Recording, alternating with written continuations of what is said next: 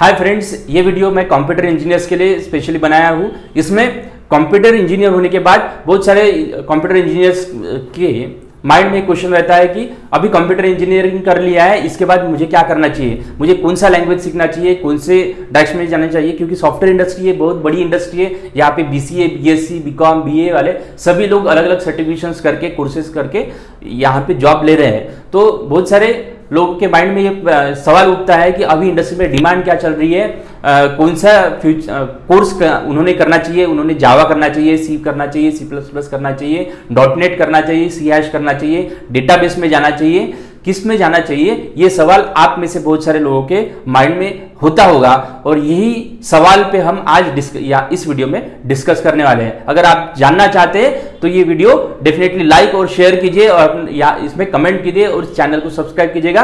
अभी हम देखने वाले हैं कि कैसे आप इलेक्ट्रॉनिक कंप्यूटर इंजीनियर होने के बाद अपना करियर कैसा चुनेंगे और कैसे चुन सकते हैं, क्या क्या इसमें अपॉर्चुनिटीज है, इसके बारे में हम देखने वाले हैं। देखिए दोस्तों, सॉफ्टवेयर मार्केट में अभी जो जावा है, एंड्रॉयड है, mobile development, software development, mobile development, इसमें भी काफ़ी अच्छा स्कोप है। उसके बाद फिर अगर आप सॉफ्टवेयर माइक्रोसॉफ्ट जैसे कंपनी के मोनोपोलिक प्रोडक्ट में जाना चाहते हैं, उन कंपनी में वर्कआउट करना चाहते हैं, तो आप .NET वगैरह C# कर सकते हैं, जिसमें आपको अच्छी करियर अपॉर्चुनिटीज मिल सकती है। अगर जावा जैसा ओपन सोर्स प्लेटफॉर्म पे आप करते हैं तो आप मल्टीपल स्मॉल स्केल इंडस्ट्री के मल्टीनेशनल कंपनी तक भी आपको अच्छी अपॉर्चुनिटीज रहती है।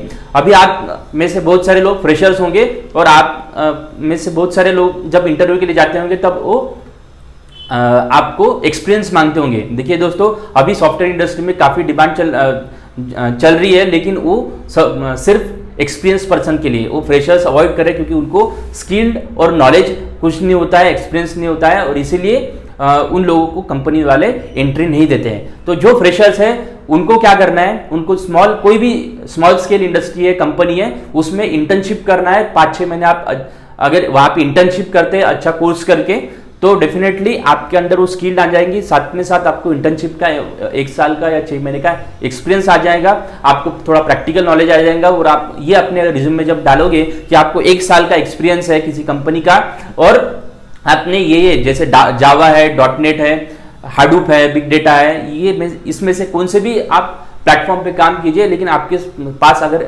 आपके रिज्यूम में ये चीज लिखी होंगी तो डेफिनेटली जब कभी भी आप इंटरव्यू के लिए जाएंगे तब आप फ्रेशर नहीं होंगे, आप 1 साल आपके पास 1 साल का एक्सपीरियंस रहेगा। तो ये सबसे चीज पहले आपको चीज करनी है कि आपको पैसे को नहीं देखना है, आपको सबसे पहले चीजें सीखने में और एक्सपीरियंस लेने में इन्वेस्ट करनी है, उसमें आपको मेहनत करनी है। समझ में आया? तो अगर आप डेवलपमेंट में जाना चाहते हैं तो आप जावा, .NET, C# इस तरीके की लैंग्वेज सीख सकते हैं और डेवलपमेंट में जा सकते हैं। उसके बाद किसी को अगर प्रोग्रामिंग ज़्यादा जमता नहीं है तो वो आप टेस्टिंग में भी जा सकते हैं। टेस्टिंग में ऑटोमेशन टेस्टिंग और मैनुअल टेस्टिंग के कोर्सेज भी अवेलेबल रहते हैं। उसके अगर आप कोर्सेज करके सर्टिफिकेशन लेते हैं तो आप अच्छे स्मॉल स्केल इंडस्ट्री से लेके MNC तक काम कर सकते हो। उसके बाद फिर डेटाबेस इंडस्ट्री, जैसे आप जानते हो कि दिन ब दिन सोशल मीडिया का क्रेज बढ़ते जा रहा है, लोगों को दिन ब दिन यूजर्स भी बढ़ते जा रहे हैं, इंटरनेट यूजर्स के साथ सोशल मीडिया यूजर्स बढ़ रहे हैं। अगर हम दुनिया की बात करते हैं तो दुनिया में फेसबुक के इतने ज़्यादा यूजर्स हैं कि अगर दुनिया की सबसे फेसबुक यूजर की कंट्री बनाते हैं तो दुनिया की 2nd लार्जेस्ट कंट्री बनेगी दोस्तों। तो इसलिए इन सभी चीज़ों की वजह से दुनिया का जो डेटा है, यूजर्स का डेटा है, वो दिन ब दिन बढ़ते जा रहा है। अगर इसका रेशो भी कुछ 4 गुना 5 गुना हर साल बढ़ते जा रहा है, तो इतने सारे बड़े डेटा को, टेराबाइट्स ऑफ डेटा को मैनेज करने के लिए डेटा माइनिंग की रिक्वायरमेंट अभी आ रही है, data warehousing, data management, इन सभी में इंडस्ट्रीज में भी काफ़ी अच्छी जॉब अपॉर्चुनिटीज मिल रही हैं। तो अगर आप इस सेक्टर में भी जाना चाहते हैं तो आप अच्छा डेटाबेस के कोर्सेज जैसे बिग डेटा हो गया, हाडूप हो गया, मैजेंटो हो गया, इस तरीके के कोर्सेज करके भी डेटाबेस इंडस्ट्री में एंटर कर सकते हैं।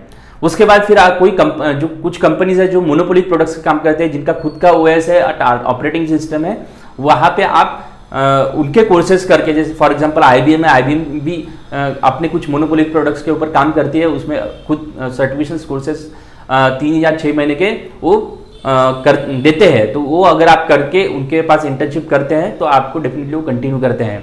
ठीक है, तो इस तरीके से अलग अलग चीज़ें होती है दोस्तों। अगर आप सॉफ्टवेयर में जाना चाहते हो तो मैंने बताया आपको, टेस्टिंग में जाना है तो क्या करना है, और डेटाबेस में जाना है तो क्या करना है। इसके अलावा भी नेक्स्ट वीडियो में मैं और क्या क्या अपॉर्चुनिटी है ये नेक्स्ट वीडियो में आपको बताऊंगा। थैंक यू, धन्यवाद।